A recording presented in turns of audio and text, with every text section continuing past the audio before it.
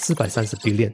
想象一下，這麼大一筆錢，未來幾年開始往馬來西亞各地流，你會看到 LRT 工地開始圍起板來，舊水管一段一段挖出來換掉，電纜往地下鋪，沙巴和沙拉瓦克的公路繼續加長加寬。看起來好像只要跟基建兩個字沾上邊，都有機會分一杯羹。但錢不會平均流下去，有些公司站在水龍頭下面，有些公司拿着桶，等了幾年，可能一滴都接不到。還有一些公司合約拿得最大，最後留下來的錢卻未必最多。所以這期我們就從這430 billion 出發，看看未來這輪基建投資錢究竟會流進誰的口袋。先別被430 billion 這個數字嚇到，好像 Putrajaya 桌上突然擺了一塊430 billion 的大蛋糕，給 Gamuda、IJM、MRCB 全部拿着盤子排隊等分。但不是這樣，這是未來5年安排的發展開支，而且不只是 LRT、Highway 和水管，學校、醫院、安全設施也在裡面。真正屬於經濟發展的大約只有227 billion， 而且這筆錢會分幾年慢慢放。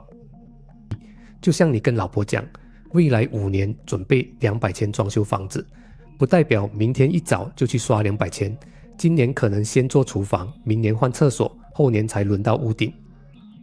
政府也是一樣，每一年要經過 budget， 然後項目一個一個批准、招標、頒發，最後才真正開工。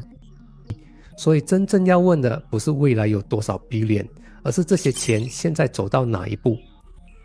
有些工程已經開工，工人已經在現場，承包商開始認 revenue。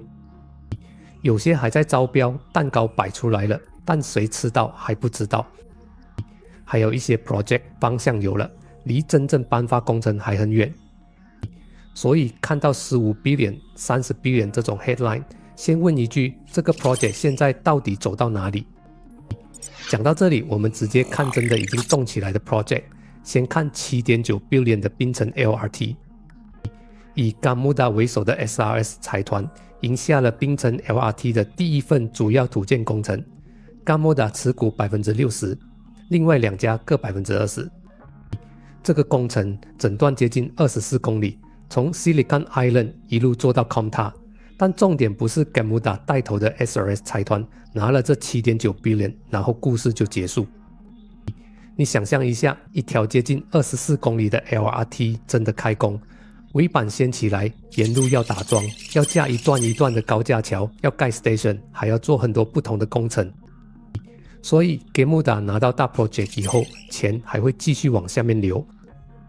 很實際的例子， TRC 後來就從 SRS 財團手上拿到大約551 million 的分包工程，負責蓋高架橋，蓋 station，還有把一段一段巨大的橋樑結構加上去，你站在工地旁邊看，錢流其實很清楚。最上面是 Gamuda 這種 main contractor， 下面是 TRC 這種 subcontractor， 在下面水泥、鋼材、各種建築材料開始一車一車送進去，這才叫基建的錢真的從紙上流進公司。再來看 Sarawak 的 SSLR Phase 2， 這條路超過335公里，合約總值大約 7.15 billion， 已經正式動工，目標2029年完成。但是這 7.15 billion 也不是平均分給 Sarawak 所有基建公司，而是拆成一段一段的 contract。 Pansa 已經拿到其中一段，大約777 million， 負責54公里道路，還包括3座橋。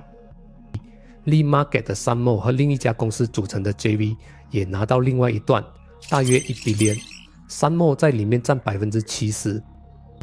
Pansa 這個例子更有意思，他2024年拿到777 million 合約時，整家公司市值大概才300 million， 一張 contract 比整家公司還大。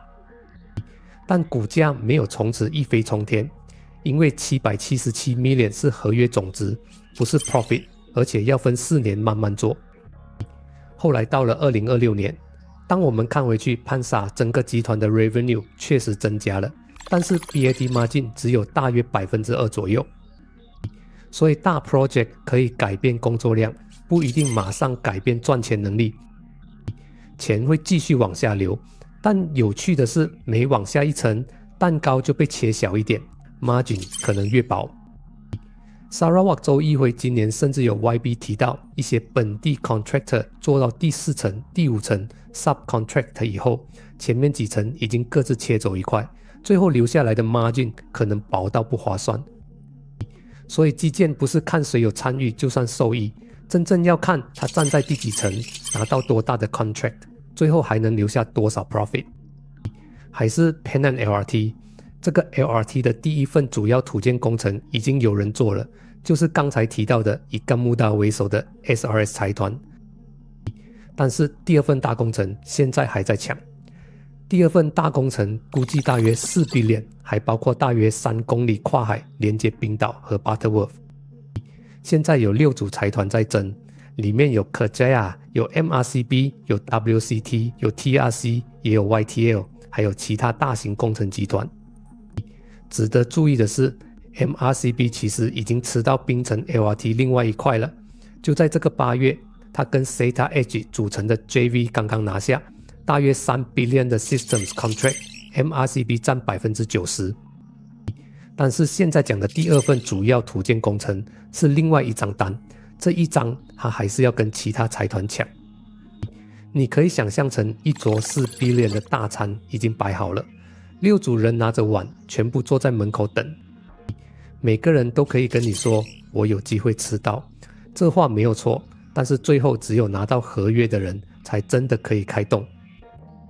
所以如果今天一篇新聞寫誰誰誰是 Penang LRT 第二份大工程的潛在受益者都沒有問題，但你不能看到4 billion 就先把4 billion 塞進任何一家公司的 order book， 因為鹿死誰手都還不知道。這也是為什麼 MBSB 會說2026下半年已經看得到的基建項目大概有12到14 billion。 除了 Penang LRT 這份大工程，前面還排着 Lengkok 2、Sungai Rasap 還有 KL Water 這些大型水務工程。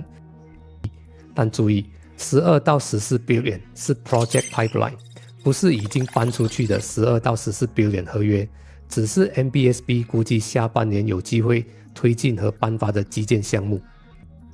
一個是可能快輪到了，一個是已經拿到手，這兩個差很遠。再看 MRT3， 這種 project 一出來幾十 billion 跳，整張路線繞着巴生谷一圈。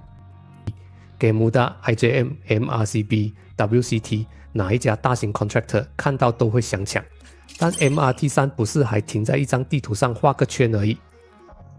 2025年7月17號 MRT3 的最終鐵路方案，包括路線和車站這些大方向已經正式獲得批准。獲批以後，負責推動這項工程的 MRT Corp 就可以推進前期土地工作和相關招標。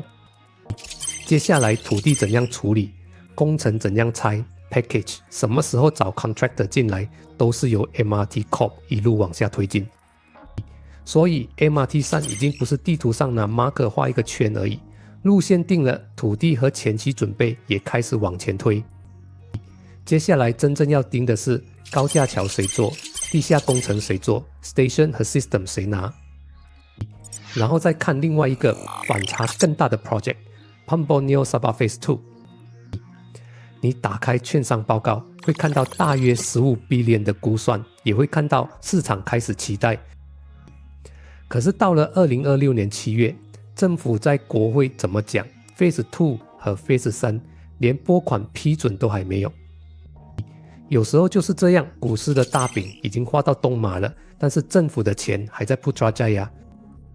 政府現在的重點是先把 Phase 1A 和 1B 做好，整體預計一路做到2030。Phase 2以後什麼時候做，還要看政府的財政能力，這個差別就很大了。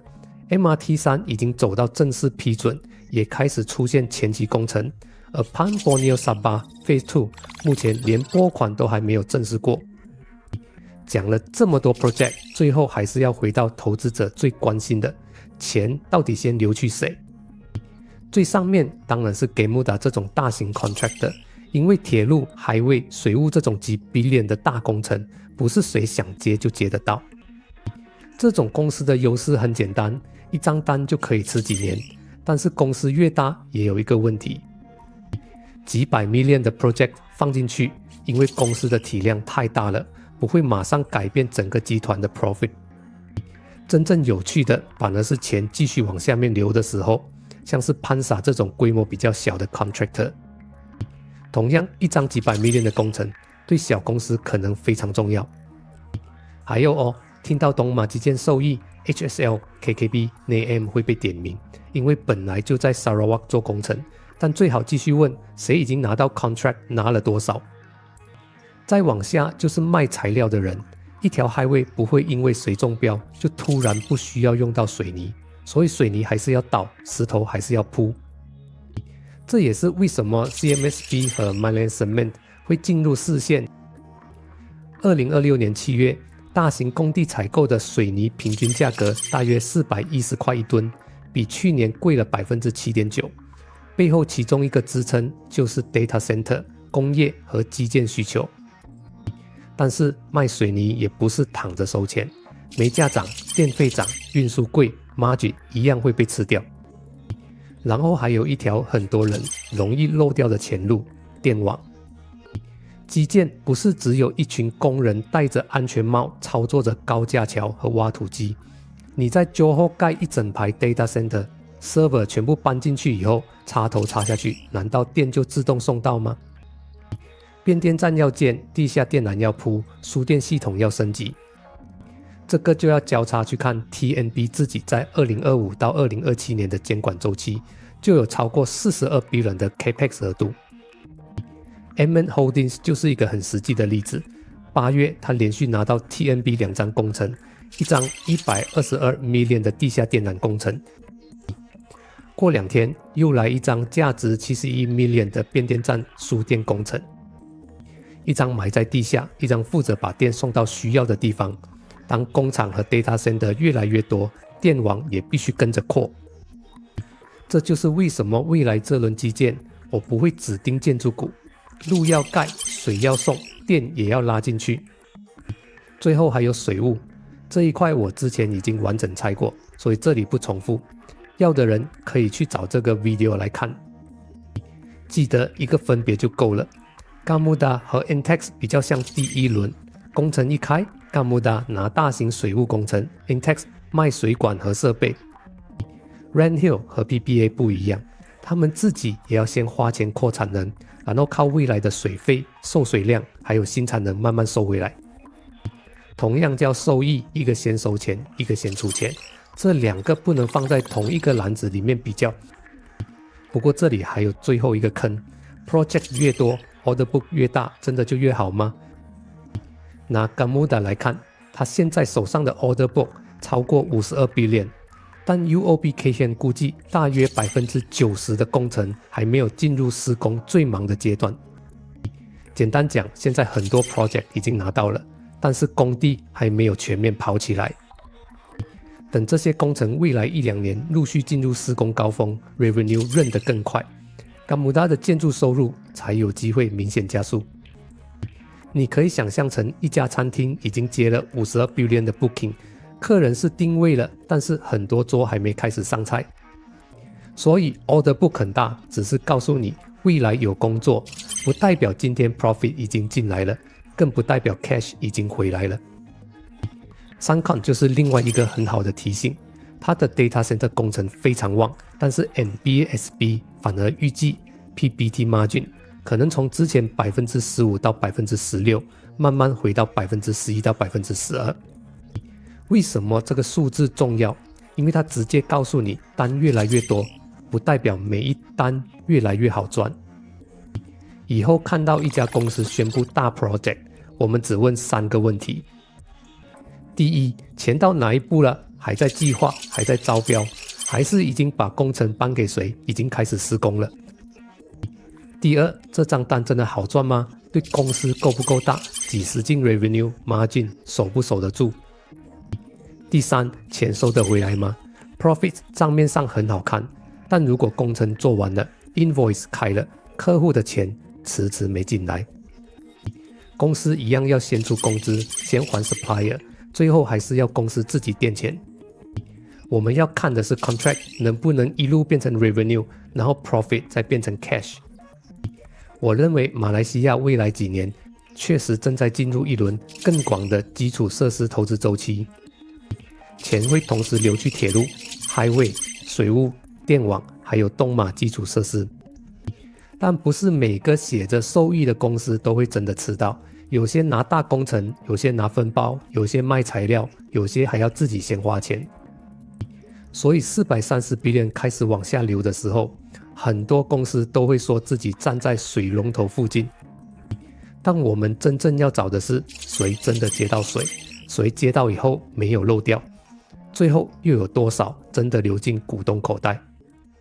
這是我答應觀眾接下來要 cover 的公司。如果你喜歡我的影片，記得 like and share。